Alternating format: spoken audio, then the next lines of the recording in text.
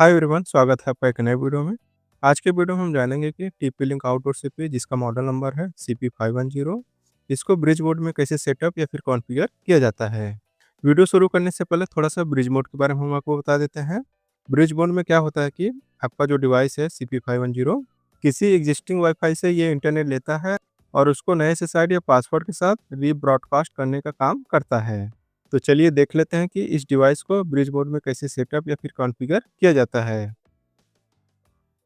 तो सबसे पहले हम इस डिवाइस को सेटअप कर लेते हैं। एक 24 वोल्ट का एडेप्टर ले लेना है और उसके बाद आपको एक ईथरनेट केबल ले लेना है। ईथरनेट के एक एंड को एडेप्टर के अपलिंक पोर्ट में इंसर्ट कर लेना है और दूसरे एंड को डिवाइस के पोर्ट में इंसर्ट कर लेना है। इस तरह से आपके डिवाइस को पावर मिल जाता है। डिवाइस ऑन हो जाने के बाद डिवाइस को रीसेट कर लेना है। डिवाइस को कैसे रीसेट किया जाता है आइए देख लेते हैं। यहाँ पर आप देखेंगे रीसेट बटन दिया गया है, इसको थोड़े टाइम के लिए आपको प्रेस करके रखना है और फिर छोड़ देना है। आप देखेंगे यहाँ पर जो एलईडी लाइट दिया गया है ये ब्लिंक करने लगता है, तो आपको समझ जाना है कि आपका डिवाइस रीसेट हो गया है। अभी हम रीसेट बटन को प्रेस कर दिए हैं और छोड़ दिए हैं। आप देखेंगे एलईडी लाइट ब्लिंक करने लगता है, इसका मतलब मेरा जो डिवाइस है वो रीसेट हो गया है। डिवाइस रीसेट हो जाने के बाद डिवाइस का डिफ़ॉल्ट डिटेल्स डिवाइस के बैक साइड में दिया गया रहता है, ये सब आपको रीड कर लेना है। जैसे यहाँ पर आप देखेंगे डिवाइस का डिफ़ॉल्ट आईपी दिया गया है, साइड में आप देखेंगे यूज़र नेम और पासवर्ड दिया गया है, ये सब आपको रीड कर लेना है। तो इस तरह से आप अपने डिवाइस को सेटअप कर लेने के बाद डिवाइस को रीसेट कर लीजिएगा। अब चलिए नेक्स्ट क्या करना है वो देख लेते हैं। मेरे पास एक्जिस्टिंग वाईफ़ाई नेटवर्क में मेरा प्राइमरी राउटर है, जिसका एसएसआईडी और पासवर्ड आपको स्क्रीन पर दिख रहा होगा। इसी एसएसआईडी और पासवर्ड की हेल्प से हम अपने इस डिवाइस को कनेक्ट करेंगे। एक बार फिर से हम आपको अपने सेटअप के बारे में बता देते हैं। ये रहा मेरा आउटडोर सीपी, जिसको हम 24 वोल्ट एडाप्टर की हेल्प से पावर वगैरह दिए हैं और ये रहा मेरा प्राइमरी राउटर, जिसका एसएसआईडी और पासवर्ड आपको स्क्रीन पर दिख रहा होगा। अब नेक्स्ट हमें इस डिवाइस को कॉन्फ़िगर करना है, तो हम इस डिवाइस को अपने सिस्टम में कनेक्ट करेंगे। कैसे कनेक्ट करना है आइए देख लेते हैं। आपको एक ईथरनेट केबल ले लेना है और केबल के एक एंड को एडाप्टर के लाइन पोर्ट में इंसर्ट कर लेना है। इस तरह से केबल के एक एंड को एडाप्टर के लाइन पोर्ट में इंसर्ट कर लेना है और दूसरे एंड को सिस्टम के पोर्ट में इंसर्ट कर लेना है। तो आपका जो डिवाइस है सिस्टम से कनेक्ट हो जाता है। इतना सेटअप कर लेने के बाद अब चलिए चलते हैं अपने कंप्यूटर स्क्रीन पर और देख लेते हैं कि इस डिवाइस को कैसे ब्रिज मोड में सेटअप या फिर कॉन्फ़िगर किया जाता है।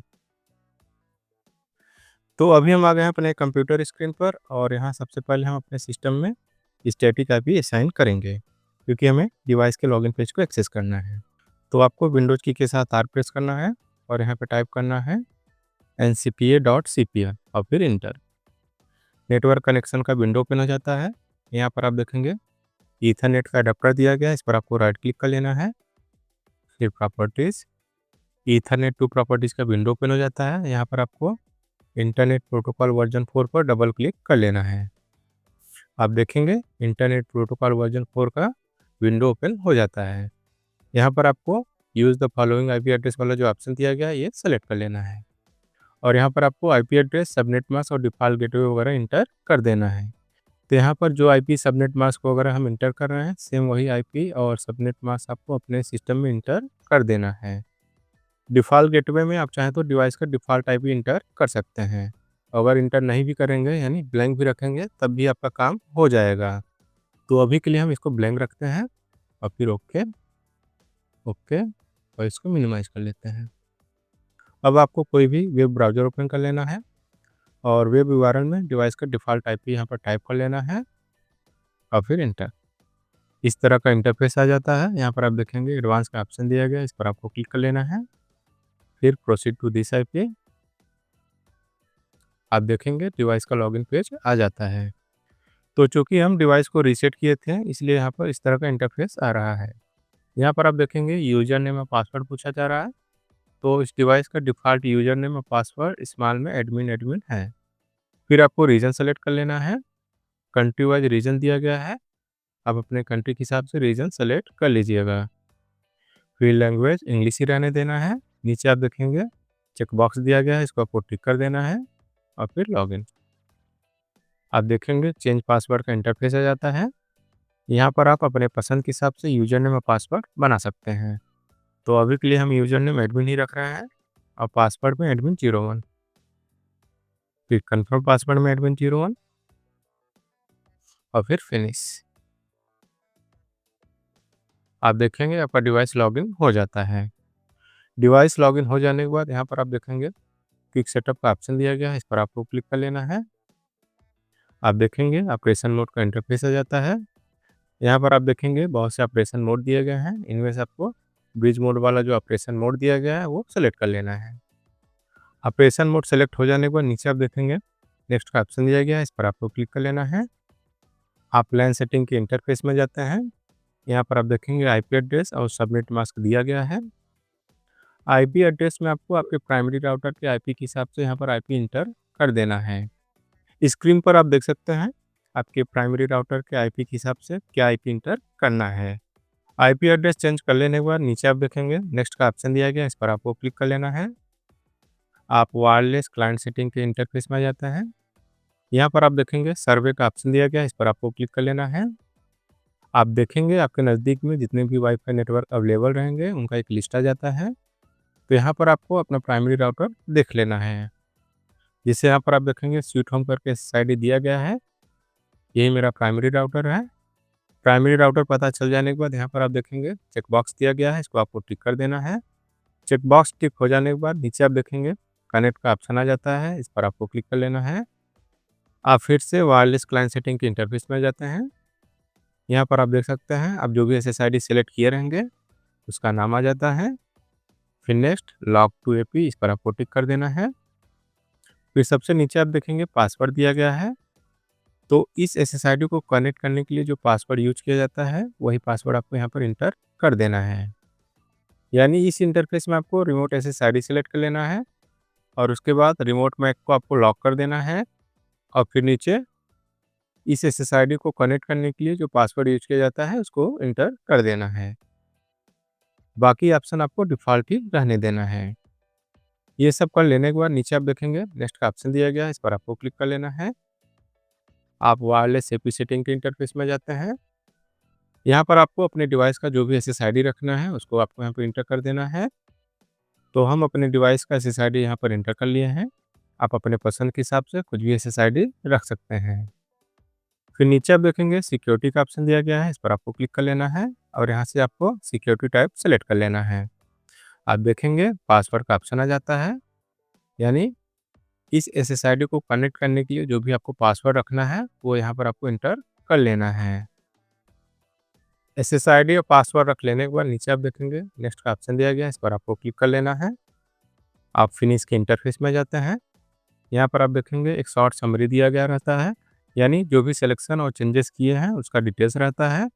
अगर आपको इनमें से कुछ भी मॉडिफाई करना रहेगा तो आप बैक ऑप्शन पर क्लिक करके उसको मॉडिफाई कर सकते हैं और अगर आपको मॉडिफाई नहीं करना रहेगा तो फिनिश वाले ऑप्शन पर क्लिक कर लेना है।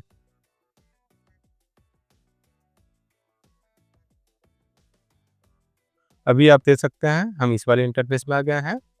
यहाँ पर आप देखेंगे एडवांस का ऑप्शन दिया गया है, इस पर आपको क्लिक कर लेना है और फिर प्रोसीड टू दिस आईपी।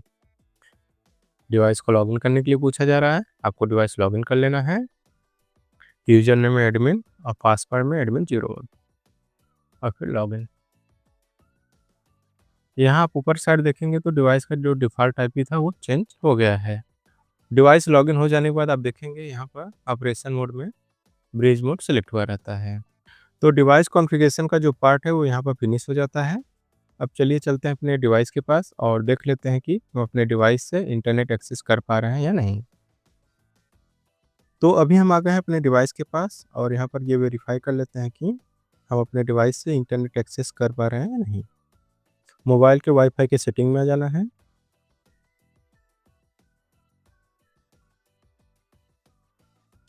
और यहाँ पर आप देखेंगे मेरे डिवाइस का SSID शो हो रहा है।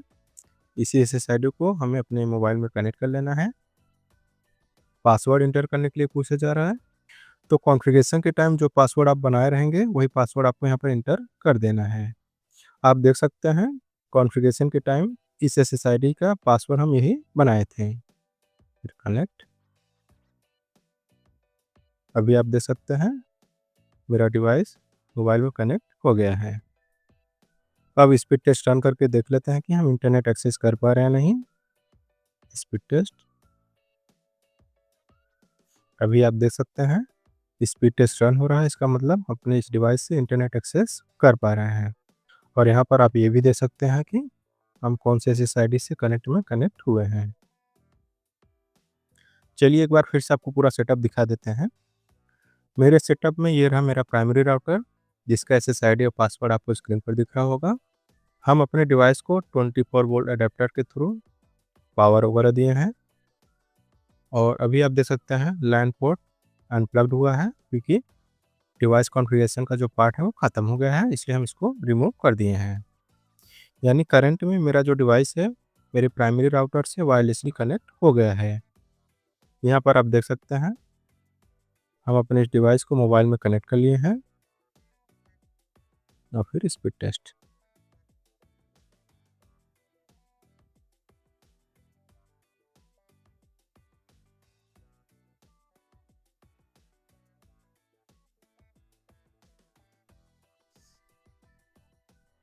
यहाँ पर एक बात और हम आपको बताते चलें कि अगर आपके पास राउटर या स्विच वगैरह है, तो आप अपने राउटर या स्विच को इस लैन पोर्ट के थ्रू कनेक्ट करके उस राउटर या फिर उस स्विच के थ्रू भी इंटरनेट एक्सेस कर सकते हैं। या फिर अगर आपके पास सिस्टम वगैरह है, तो आप डायरेक्ट लैन पोर्ट से कनेक्ट करके उस सिस्टम में इंटरनेट वगैरह एक्सेस कर सकते हैं। तो इस तरह से TP-Link आउटडोर CP, जिसका मॉडल नंबर है CP510 को ब्रिज बोर्ड में सेटअप या फिर कॉन्फ़िगर कर सकते हैं। उम्मीद करते हैं ये वीडियो आपको अच्छा लगा होगा। वीडियो अच्छा लगा तो वीडियो को लाइक करें, शेयर करें और चैनल को सब्सक्राइब करना ना भूलिएगा। धन्यवाद।